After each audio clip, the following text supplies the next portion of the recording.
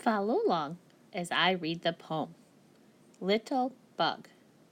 A wee little bug goes climbing up the grass. What a lot of tiny little legs he has.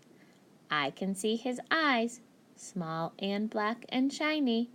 I can't think how it feels to be so tiny. Now you're going to read the poem after me. Little Bug. Your turn.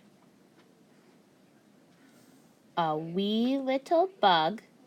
Your turn. Goes climbing up the grass. What a lot of tiny little legs he has.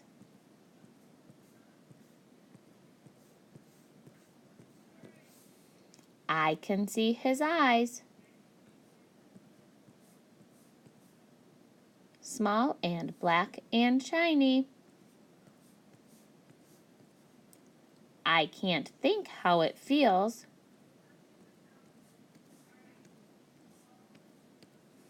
to be so tiny.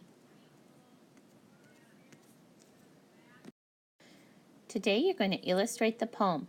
Once you've illustrated a tiny bug climbing in the grass, small and black and shiny with his eyes, put it in your poetry binder and get started on Read to Self.